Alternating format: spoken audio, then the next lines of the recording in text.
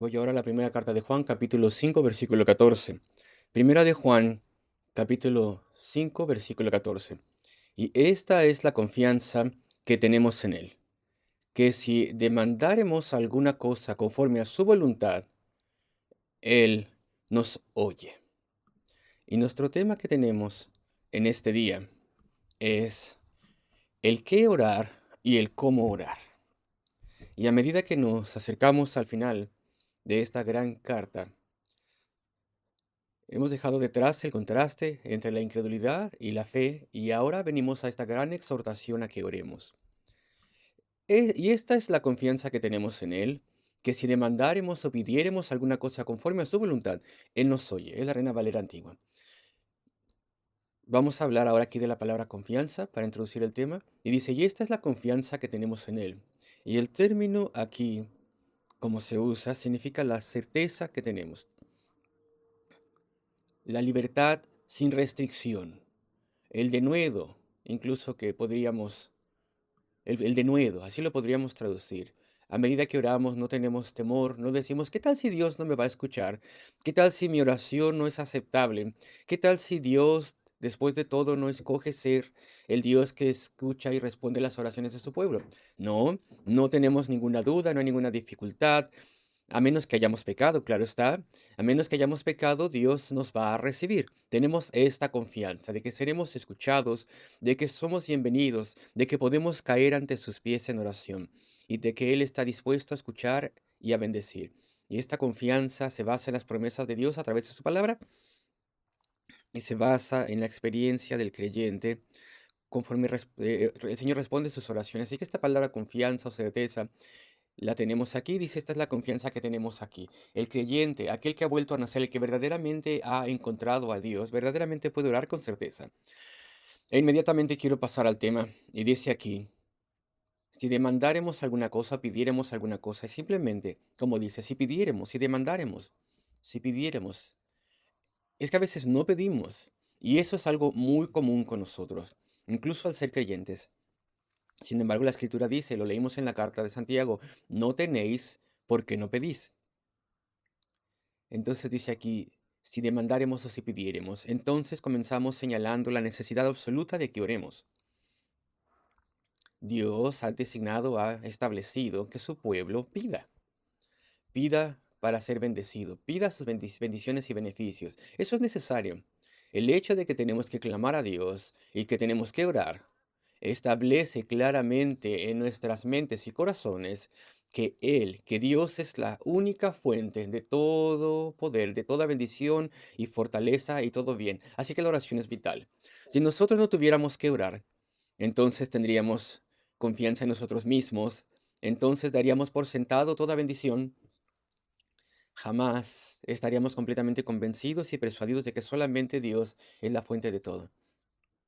Entonces Dios ha ordenado de que tengamos que clamar a Dios, que supliquemos a Dios, que pidamos, que solicitemos todas nuestras necesidades. Eso establece que solamente Dios es la fuente de todo bien. Eso nos lleva constantemente a buscar tener comunión con Él, a adorarle, a alabarle, a orar y a confiar en Él. No aprenderíamos confianza si no tuviéramos que pedir y a veces esperar y creer en Él y aprender cada vez más a confiar en Él. La oración es lo que genera, lo que impulsa la confianza en el Señor. Y no nos sorprende que se nos requiera, se nos pida que oremos. También nos hace ver que hay ciertas condiciones para ser bendecidos en la vida cristiana. Y si nosotros no tuviéramos que orar, probablemente seríamos muy descuidados al respecto de estas condiciones. Vamos a mencionarlas, por ejemplo, la santidad, etcétera. Pero la necesidad de que pidamos a Dios constantemente hace que tengamos presente estas condiciones que Dios nos da. Y constantemente nos impulsa a recordarle en acción de gracias y en alabanza. Si no tuviéramos esta obligación de orar, tal vez muy rápido, no seríamos un pueblo que adora y alaba a Dios. Es una cosa que nos hace humildes. Cualquier cosa que tú puedas pensar que tienes de don, tú no recibes nada sin que hayas orado. Eso es algo que nos hace humildes. Por completo dependes de Él. Tal vez tú tienes ciertas capacidades, ciertos dones, tal vez eres muy elocuente. Y entonces estás confiado al testificar, pero el Señor nunca bendice ninguna testificación sin oración. Entonces te das cuenta de que totalmente dependes del Señor. La oración es algo esencial en todo. Y aquí tenemos un condicional, un gran condicional.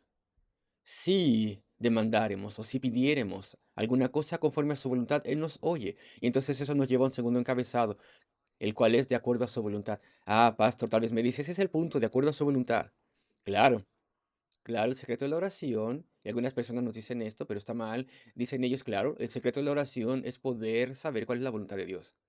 Y entonces podemos orar de acuerdo a su voluntad y tus oraciones serán respondidas. Y hay personas que enseñan este tipo de cosas que es bastante superficial, pero lo enseñan en el internet. Ah, aquí está el secreto para tener respuestas a nuestras oraciones. Tienes que saber cuál es la voluntad de Dios. Ese no es el significado del pasaje. No han leído el pasaje con entendimiento. Ese no es el enfoque correcto. Dice, si demandáremos o pidiéremos alguna cosa conforme a su voluntad, Él nos oye. Y hay dos significados primordiales. De acuerdo a su voluntad significa primero que es un recordatorio de que Dios es soberano, Dios es supremo. Hay muchas cosas que de forma legítima podemos y deberíamos pedir, podemos pedir y debemos pedir, pero la respuesta que Dios desea darnos tal vez no es exactamente lo que pedimos, tal vez en absoluto se parece a lo que pedimos. Su voluntad al final del día es soberana. Él es Dios, acuérdate. No es una advertencia que diga, intenta no orar por las cosas que Dios no quiere, sino más bien te dice que ores por las cosas que que te dice que pides, y tenemos un gran consuelo, que la respuesta será condicionada a la voluntad soberana de Dios. Eso es un consuelo para nosotros. ¿Acaso es posible? Yo creo que es algo legítimo, por ejemplo, orar por esto y por aquello. En la palabra de Dios dice que lo es, y por ello tengo el derecho de hacerlo, sí, ok. Pero suponte que no es lo correcto, porque Dios lo tiene que decidir. Dios debe decidir las cosas, porque es todo de acuerdo a su voluntad, porque Él es soberano. Si tú no oras, la voluntad de Dios muy probablemente es que tú no vas a tener ninguna respuesta, porque tú no oraste. Entonces, mientras tú estás ocupado intentando averiguar la voluntad de Dios, tú no estás orando por ciertas cosas por las cuales sí deberías orar y no estás recibiendo ninguna respuesta a tus oraciones. Debes orar. Una ilustración obvia. En esta iglesia, al principio de la Segunda Guerra Mundial, muy al pronto comenzó el bombardeo. Y este vecindario fue bombardeado grandemente. Calles a un lado de nosotros y atrás del edificio fueron bombardeadas. Hay una calle allá donde se derribaron todas las casas. Y la siguiente noche, la siguiente calle bombardeada y todo se destruyó. Un bombardeo grande. Y ahí estaban las personas que vivían en estas casas, estaban a salvo porque estaban en refugios. Y encima de los refugios estaba todos los escombros de sus casas. Se construyeron refugios en las casas, en las calles, perdón, había mucho bombardeo.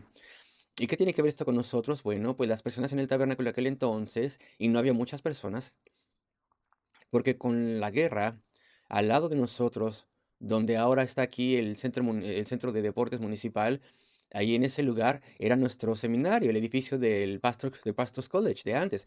Pero bueno, esa institución ya se había ido a otro lugar y antes de la guerra se utilizaba para la escuela dominical. Entonces, había casi 2000 niños en la escuela dominical evangelística que se reunían en ese edificio y en otros lugares. Y había muchos niños, pero en la guerra fueron evacuados, porque comenzó la guerra. Entonces ya no había niños. Entonces el edificio pues ya no se utilizaba para la escuela dominical. Y aquí les tengo una nota lamentable, ¿no? Y entonces el edificio probablemente fue requerido por las autoridades y fue utilizado para propósitos de guerra. Y entonces se hicieron allí las oficinas centrales de diferentes cosas y y fueron requeridos tres de nuestros edificios y nunca nos los devolvieron. Y eso es lo lamentable, pero bueno, vuelvo a punto. La iglesia evidentemente oró de que los miembros de la iglesia oraron que no se bombardeara la iglesia, pero sí fue bombardeada. Fue golpeada ah, por bombas incendiarias, no bombas explosivas. Cayeron aquí por el techo y por las ventanas. Y los testigos oculares dijeron que la iglesia se quemó como una inmensa vela por horas. ¿Y por qué por horas?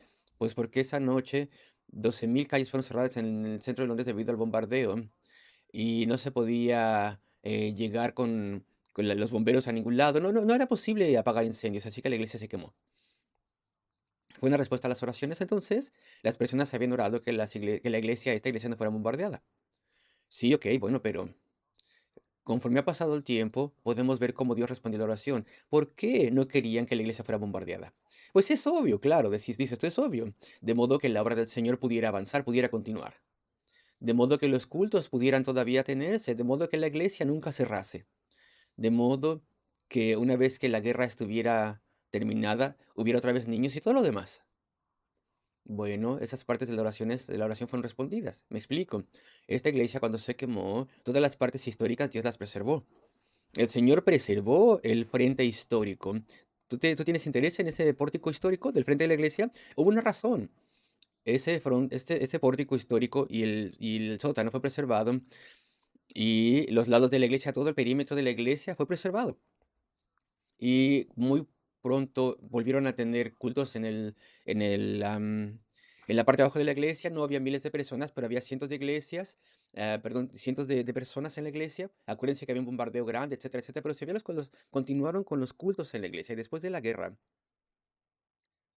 con otros lugares que fueron demolidos con ayuda, se erigió un nuevo edificio. Y las autoridades querían deshacerse de esta iglesia. Querían por completo quitarlo de aquí. Esto iba a ser un lugar que iban a replanear y no pudieron hacerlo. ¿Por qué? Porque el Señor había dejado el pórtico frontal, que era la parte más histórica de la iglesia, y también el sótano. De modo que no pudieron quitar la iglesia de aquí. Nos dejaron aquí donde estamos con nuestro lugar aquí en la iglesia. Y la forma en la que el Señor permitió que esta iglesia fuera golpeada durante la iglesia, preservó su locación, su ubicación, contra gran presión, preservó la obra del Señor incluso a medida que continuaba el bombardeo y nos permitió tener un edificio más nuevo. Y en los setentas, y la gente no lo dice ahora, pero en los setentas, más de un pastor del centro de Londres nos dijo, porque estaba luchando para poder pagar todo lo necesario que se tiene que pagar en un edificio antiguo, y nos dijeron, son muy afortunados de que los hayan bombardeado y ahora tengan un edificio más moderno. El Señor siempre responde las oraciones. Él preservó esta ubicación, Él tuvo su forma en que preservó el edificio y preservó la obra hasta el día de hoy. Esa es una ilustración larga, lo sé. Pero sin oración, les quiero comentar que este edificio tal vez hubiera sido destruido por completo. En la iglesia viva, las personas tal vez nunca se hubieran reagrupado. La iglesia tal vez se hubiera extinguido, porque más de la mitad de las iglesias del centro de Londres se extinguieron debido a la guerra. Pero eso no pasó aquí, gracias a Dios. ¿Y por qué les digo todo esto? Porque si esa congregación de aquel entonces no hubiera orado, tal vez no existiríamos hoy en día. ¿Y qué dice la escritura? No tenéis porque no pedís. Pidieron. Y a pesar de que sus oraciones parece que no fueron respondidas, en retrospectiva podemos ver que sí fueron respondidas sus oraciones. Y esta es la confianza que tenemos en Él, que si demandáremos o pidiéremos alguna cosa conforme a su voluntad, Él es soberano. Hay condiciones, acuérdense, pero la oración, Dios la puede responder de forma perfecta. Él nos oye. Y quiero hablar un momento al respecto de por qué debemos orar. ¿Qué hay que incluir en la oración? Porque debido a su voluntad, hay que, cuando dice aquí de acuerdo a su voluntad, no solamente trata al respecto de su soberanía, sino sus instrucciones. Si oramos conforme a su voluntad, y su voluntad es que incluyamos diferentes cosas en la oración, la escritura nos dice qué hay que incluir en la oración, por qué cosas pedir. Entonces esto es lo que quiero estudiar, jóvenes. Cuidado, ¿a dónde buscan información al respecto de la oración? Hay todo tipo de sitios del internet. Hay algunas cosas, algunos predicadores que son buenos ahí en el internet, claro, y son capaces, son eficientes. Pero hay otros también, hay muchos, muchos sitios en internet, en particular en las plataformas de los medios sociales, donde se tienen muchas cosas superficiales al respecto de los consejos espirituales. Porque esos lugares nunca son operados, esos lugares en internet nunca son operados por personas que tengan un llamado de Dios, personas que nunca han sido llamados a enseñar la palabra, son gente que se nombró sola, por completo. Tal vez por su ego están teniendo su iglesia en los medios sociales, si tú quieres, y no son aprobados ni nombrados por el Señor. Y ese tipo de medios, ese tipo de sitios del internet dicen cosas superficiales respecto a la oración. Alguien dice, tal vez, pastor, he visto en internet que la oración es fácil. A ti respuesta, sí, no y espera. Pues ese es el tipo de cosas superficiales que se nos dicen en estos sitios de internet. La soberanía de Dios y lo que Dios quiere eh, eh, se puede simplificar en esto. ¿Es bueno para ti o no? Sin embargo, esa sabiduría humana. Y no permitas que estas cosas alimenten tu mente. Más bien, ve a la escritura. Tenemos que venir a la escritura buscando instrucción al respecto de la oración. Y entonces este es nuestro siguiente encabezado. Si pedimos o demandamos algo de acuerdo a su voluntad, conforme a su voluntad. Entonces, ¿cómo debemos orar? Primero que nada, perdón. ¿Tú oras pidiendo el perdón de Dios? Nuestro más grande enemigo en nuestro caminar con el Señor es el pecado, lo cual nos separa de Dios. ¿Examinamos nuestro corazón diariamente? ¿Confesamos nuestro pecado al Señor? Nos comprometemos a que nos esforzaremos más, buscamos su poder y su ayuda. Y si no estamos tomando esto en serio, la oración por el perdón, si no pedimos esto en serio, si no pedimos a Dios seriamente que nos ayude a santificarnos, si nos esforzamos en avanzar mejor, no esperemos entonces tener respuesta a otras cosas. Entonces, primero que nada, el perdón, la obra de Cristo. Ora por ello también. Voy a ir un momento a Juan 14. Juan 14, versículo 13. Y todo lo que pidieres al Padre en mi nombre, eso haré, para que el Padre sea glorificado en el Hijo. Si algo pidieres en mi nombre, yo lo haré. Y se repite esto en el capítulo 15, versículo 16. El Señor Jesucristo: no me elegisteis vosotros a mí, mas yo os elegí a vosotros, y os he puesto para que vayáis y llevéis fruto y vuestro fruto permanezca, para que todo lo que pidieres del Padre en mi nombre, Él os lo dé. ¿Sabes cuál es el significado de estos pasajes? Fueron oraciones, fueron promesas al respecto de nuestras oraciones, dadas a los apóstoles y por extensión a nosotros también, pero primero estas promesas fueron hechas a los apóstoles a medida que estaban siendo preparados para ganar almas y la obra del Evangelio. En mi nombre. Esto no solamente significa que tú ores en el nombre de Cristo como aquel que te da acceso a Dios, sino que también significa que ores por las cosas que son hechas representándole. Entonces su obra es lo que se tiene en mente, es lo primero por lo cual debemos orar. Y hace muchos años me acuerdo que fui a una reunión de oración en una iglesia en donde iba a participar en algo. Y hubo una reunión de oración. Y una cosa me sorprendió respecto a esa reunión de oración. Todo era peticiones al respecto de beneficios materiales y bendiciones materiales, todo para ellos. Y la primera oración, la reunión de oración, era, bueno, digna, no la critico, pero desafortunadamente eso dispuso el tono de toda la reunión de oración. La primera oración, creo yo, era por la rodillita de Johnny que estaba lastimada. Y no sé si era Johnny o no, ya no me acuerdo el nombre, pero un niño de un miembro de una de las iglesias se había caído, se había lastimado la rodilla. Y verdaderamente ese fue el foco principal de la reunión de oración. Nosotros, nuestros dolores, problemas, nuestra prosperidad, nuestro beneficio, aquel que está sentado de este lado, aquel que está sentado de aquel lado. Y yo estaba sorprendido al final de todo ello. La obra de Dios no se menciona en absoluto.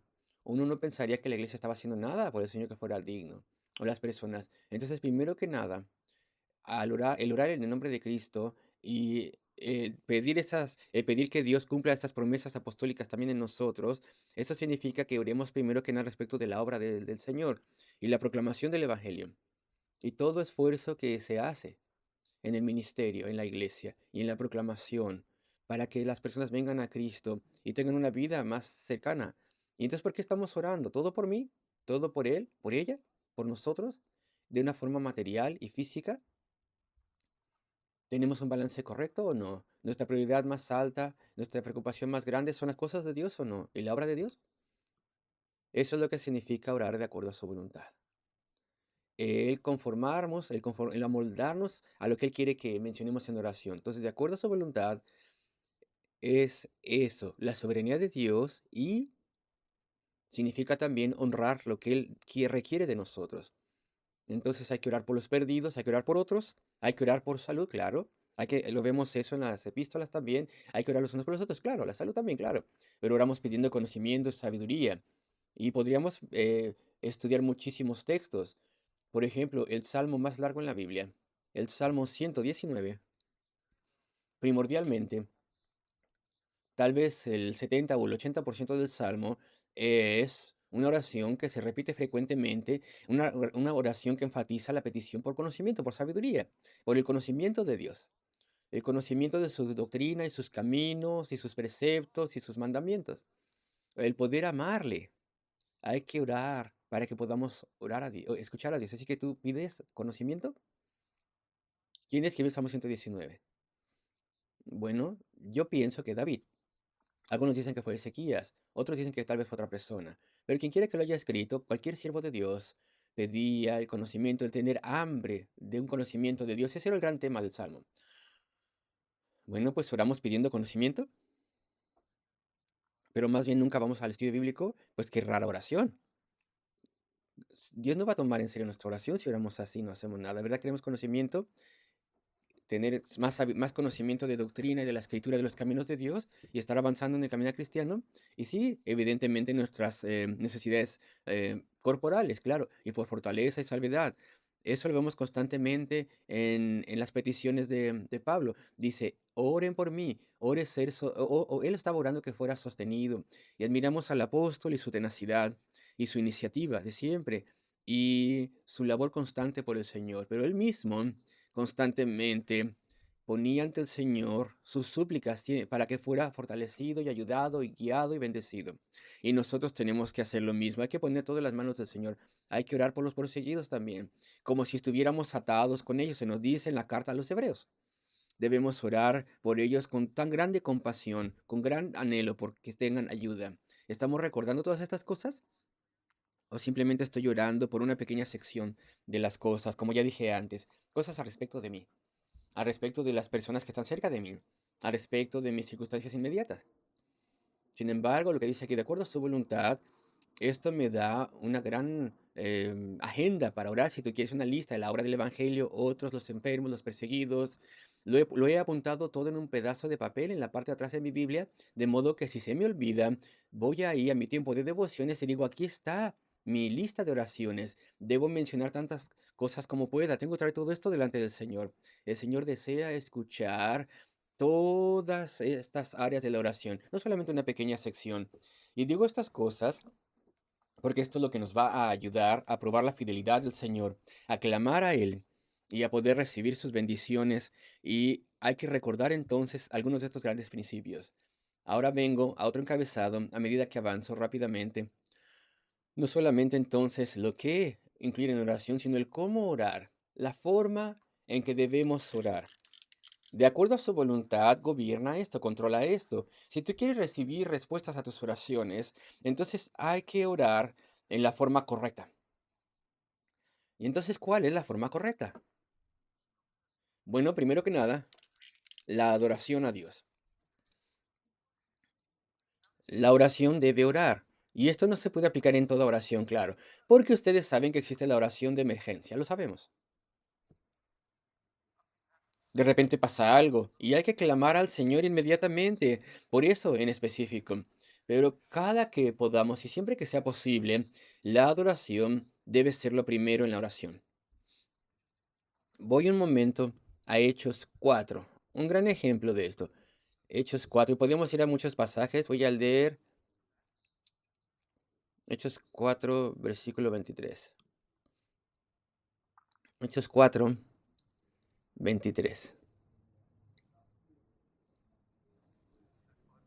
Hechos 4, 23. Y dice así, y puestos en libertad, vinieron a los suyos y contaron todo lo que los principales sacerdotes, aquí estamos viendo a los discípulos en los días iniciales de la iglesia, Pedro y Juan, habían sido arrestados por sanar a un hombre de forma maravillosa y por su predicación también, claro. Y habían sido amenazados gravemente, pero ahora habían sido puestos en libertad. Y entonces aquí estaba la iglesia. Ya estaba comenzando la persecución. Se le advierte eso a la iglesia. Los líderes habían recibido una advertencia final y dice, y puestos en libertad, vinieron a los suyos y contaron todo lo que los principales sacerdotes y los ancianos les habían dicho. Y se reunió esa multitud. ¿De qué hicieron? Uno pensaría porque había esta emergencia, uno pensaría que iban a orar inmediatamente, Señor, libra a nuestros predicadores, protégenos, Señor, refrena la mano de la persecución. ¿Y cómo oraron entonces? Pues habían aprendido bien la forma en la que tenían que orar.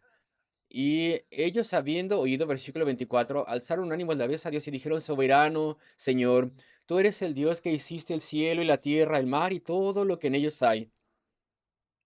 Algunos de nosotros, si hubiéramos estado en esta reunión de oración, diríamos, "Dios, Señor, vamos, apóstoles, vamos. Empieza a orar con el tema. Estamos aquí porque estamos amenazados. Este no es un culto de adoración, pero sí lo era. Primero que nada adoramos a Dios, que por boca de David tu siervo dijiste, versículo 25, se afirma en la escritura que aquí dice la escritura que iba a haber persecución, se afirma también una gran doctrina, que la verdad vendría seguida por la persecución. Y vemos esto frecuentemente en la escritura. Primero, todo comienza con adoración. En la carta a los Efesios, ahí tenemos un gran ejemplo de esto. El apóstol Pablo iba a orar por los Efesios. Y la verdad es que comienza al principio del libro de los Efesios y no llega a ese punto de oración verdadera por ellos, sino hasta el capítulo 3, muy adelantado el capítulo, porque primero que nada estaba adorando y alabando a Dios y afirmando doctrina. Él tiene un gran preámbulo a su oración que engloba alabanza, adoración y la afirmación de doctrinas bíblicas. Así es como debemos orar. No se te olvide adorar a Dios. No se te olvide agradecerle. No se te olvide maravillarte ante Dios. Nombra sus atributos. Gloríate en Él. Adórale, agradécele las respuestas a tus oraciones de antes, la salvación también. Afirma alguna gran doctrina delante de Él. Oh Señor, creo en esto, creo en aquello. Y ya entonces puedes mencionar el asunto que tienes en mente. Así es como se debe de orar. Quien quiera que ore de acuerdo a su voluntad, acuérdate. Y mientras que algunas personas, como ya dije antes, están tratando de decir, tengo que intentar predecir cuál es la voluntad del Señor. No, acuérdate, es de acuerdo como Él dice que deberíamos orar, esa es su voluntad. Y esa es tu soberanía también. Hay que orar como Él nos pide. Los ejemplos de la Escritura están ahí. Y entonces nuestras oraciones van a ser respondidas, desde luego. Entonces primero adoramos. Acción de gracias también, afirmamos. Nos arrepentimos también. Eso ya lo hemos mencionado. No como Esaú, quien no halló cabida para el arrepentimiento. A pesar de que lo buscó, incluso amargamente, con lágrimas. Lo que él quería la bendición de Dios, pero lo que él no incluyó fue el arrepentimiento, es lo que dice el versículo. Así que él no tuvo respuesta a sus oraciones. No hay que orar como Esaú, quien no dio cabida al arrepentimiento. Pastor, Dios no ha respondido mis oraciones, pastor. Tal vez la respuesta es porque no halló al lugar para el arrepentimiento. De acuerdo a la voluntad de Dios, tenemos que orar. Revisa si estás pecando, cuáles son tus faltas. Hay que detenernos, hay que buscar la ayuda del Señor para la santidad. Y claro, después también oramos con humildad. No aprendas cómo orar a partir de esos predicadores en esos canales de televisión. ¿Tú has visto cómo oran?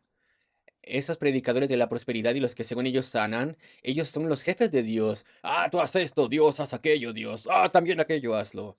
Con autoridad. Y le dicen exactamente lo que tienen que hacer Dios. ¿Cuántas veces la escritura dice que el orgulloso es rechazado y el humilde recibe gracia? Lo leímos en la lectura bíblica de Santiago. La oración debe ser humilde, no le dictamina nada a Dios, sino más bien pide, suplica, clama. No le ordena a Dios lo que debe de hacer, no menosprecia a Dios. Esa es una señal ciertísima de que esa persona no tiene ninguna relación con Dios. Eso es una muestra cierta de que esa persona nunca ha sido sobrecogida, dándose cuenta la grandeza de Dios. No tiene verdadero sentido de Dios. Él piensa que Dios puede ser obligado a lo que sea. Es casi como si Dios se hubiera entregado a esas personas, a esa forma de hablar, para advertir a los verdaderos cristianos. Y yo me acuerdo que leí en la historia de la iglesia, no lo recomiendo, pero una vez esa iglesia simple inicial en este país, esa expedición romana vino.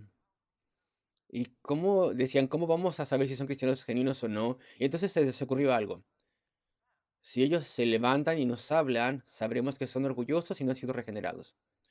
Pero si se sientan o se humillan, sabremos que son verdaderos.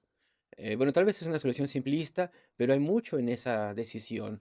Si tú ves esos canales de televisión con supuestos predicadores, ves cómo son orgullosos, pues ya sabes que eso no es verdad. Su orgullo te lo muestra. Pero tú ves a alguien que tiene una oración diferente de oración, una forma humilde ante el Señor, pues eso es lo que tenemos que seguir, la humildad en la oración. Eso es vital. No la avaricia, no el egoísmo. La fe, claro. Podríamos haber leído de Santiago. Hay mucho en la carta de Santiago respecto de oración, no dudando nada. Cuando tú ores, cree en el gran poder de Dios. La oración de fe no significa que tú oras de tal forma que ya te convenciste de que Dios va a hacer. La oración de fe es simplemente la oración que dice, si esta es la voluntad de Dios, Él puede hacerlo. Y yo creo eso con todo mi corazón. Algunas personas piensan, no, no, no, tienes que orar esa oración de fe, lo cual significa que tienes que convencerte de que Dios lo hará. Eso es una tontería. Eso es una tontería pietista. Tu deber es creer con todo tu corazón de que si es la voluntad de Dios, entonces Él lo puede hacer. Ese es el límite de nuestra responsabilidad. Tú no puedes convencerte de que algo va a hacerse e interferir con la soberanía de Dios. Ora con dedicación y con servicio. Me temo que hay algunas personas que oran que nunca hacen nada por el Señor y que no se dan cuenta que hacer cosas por el Señor, buenas obras, servicio cristiano, es una condición para las oraciones respondidas. ¿Por qué? Pues el significado de una de las palabras del Nuevo Testamento que es traducida como oración es esta. Una de esas palabras que se traduce del griego significa suplicar. Pero la palabra griega ahí, orar, suplicar, perdón, significa o viene más bien del verbo atar, ligar. Y la idea es suplicar y atar o ligar. En otras palabras, en tiempos antiguos, si alguien suplicaba y se ponían de rodillas y pedían limosna y pedían ayuda, en ese acto se entregaban a ti. Señor, se postraban ante ti, decían, estoy a tu disposición, voy a hacer cualquier cosa que tú quieras. Eso es lo que implicaba el mendigar en aquel entonces, era algo vinculante. Y el verbo se utiliza ahí, yo te pido ayuda, pero esa es una de las oraciones las palabras que se traduce como oración en el Nuevo Testamento. En otras palabras, cada vez que tú oras o le suplicas algo a Dios, tú te entregas a Él, tú pides que Dios te perdone, entonces haces una promesa de esforzarte para ir mejor. Si tú quieres algo, te comprometes a servicio al Señor. ¿Y cómo puedes tú orar sin hacer nada por el Señor? Sin tener ningún área de servicio. O como individuo no estás haciendo buenas obras para su gloria. Como Él te dice que hagas. La oración es súplica y entregarnos. Ese es el sentido de una de esas grandes palabras. Así que es una condición para la oración. Debe de haber dedicación y servicio. Otra condición para la oración, y algunas personas no lo entienden, y es una pena, es la armonía matrimonial. La armonía matrimonial se establece en diferentes partes bíblicas como una condición para que se escuche tu oración. Primera de Pedro 3, podemos leerlo, versículo 7. Primera de Pedro 3, 7, vosotros maridos, esto también se dice a las esposas, claro, igualmente vivid con ellas, las esposas sabiamente, con gran entendimiento, con gran cuidado, con paciencia, dando honor a la mujer como a vaso frágil. Bueno, a menos que haya algún problema trágico en el hogar y el esposo o la esposa no se ha convertido o convertida o algo así, a menos que eso sea el caso, dice así como a herederas de la gracia de vida para que vuestras oraciones no tengan estorbo. ¿Acaso es posible que alguien que me está escuchando y sus oraciones no son escuchadas por Dios o casi nunca porque no hay amor matrimonial ni armonía matrimonial, no hay gentileza ni entendimiento bidireccional, o sea, de esposo o de parte de la esposa también? Entonces, de acuerdo a la voluntad de Dios, incluye la armonía matrimonial. Esa es otra condición para tener respuesta a nuestras oraciones. Y después persistencia. Hay que orar sin cesar. Nuestro tiempo ya se acabó. ¿Oras tú sin cesar? ¿Estás, estás dispuesto a ser paciente? Tienes que orar estudiando si tú quieres. Esa oración en Efesios 3 que hizo el apóstol Pablo, casi es el clímax, la cúspide de la oración, es que podamos comprender y seamos llenos de todo el conocimiento de Dios, que podamos aprender mucho de Dios. Cuando tú ores, ya te lo dije antes, hay que pedir pidiendo conocimiento, es parte de ello. No puedes decir, quiero la bendición, pero no el conocimiento. Quiero la bendición, pero no la armonía matrimonial. Quiero la bendición, pero no me voy a preocupar por orar por la obra del Señor. No, no, no. Todas esas cosas son lo que Dios quiere que incluyamos en la oración de acuerdo a su voluntad. Iba a lidiar con la excepción única a la oración, que también está en este pasaje, pero no tengo tiempo. Pero lo que quiero hacer es mirar, por último, algo que está aquí en el versículo 16, en primera de Juan 5. Para mí esto es muy importante. Si alguno viere a su hermano cometer pecado que no sea de muerte, primera de Juan 5, 16, así que aquí se incluye a todo, a todos menos el pecado imperdonable, hay que pedir. Pero mira estas palabras. Y Dios le dará vida. Esto es para los que cometen pecado que no sea de muerte. ¿Entiendes estas palabras difíciles? Pedirá. Vamos a suponer que tú eres el que estás intercediendo. Y tú pides la restauración de alguien que está en rebeldía espiritual. O la sanidad de una persona. O cualquier cosa que de forma legítima puedas pedir. Dice, pedirá el que está intercediendo. Y Dios le dará a él, a quien él, le dará vida por aquellos que no pecan para muerte. ¿Sabes de qué está hablando? Aquí tal vez no se entiende muy bien en español. Está hablando del que intercede. Pedirá y Dios le dará vida. Al que intercede, le dará vida. Esto es para los que cometen pecado que no sea de muerte. Dios te dará vida a ti. Y claro, no te dará a ti vida, porque tú ya la tienes, ¿ok? Para comenzar, no te dará a ti vida de modo que tú puedas darla a la persona por la cual estás orando, sino cuando dice aquí que le dará vida, significa que le dará la respuesta a la oración. Pero la vida le será dada a la persona por quien oraste. Pero qué forma tan hermosa de decirlo. Dios le dará vida, te dará a ti, la persona que está orando, vida. En otras palabras, la vida que le es dada a la persona por la cual estás orando, esa nueva oportunidad, esa nueva bendición, es dada a cuenta tuya, porque tú oraste. Dios se la ha dado a esa persona porque Él quiere que tú tengas una respuesta a tus oraciones. Aquí en la Reina Valera antigua tal vez es más clara. Las traducciones modernas no lo tienen así, como la Reina Valera del 60. Si tú ves una traducción moderna, con un par de excepciones, todos ellos corrigen lo que dice aquí, dicen una cosa así. Dará vida para aquellos que no pecan.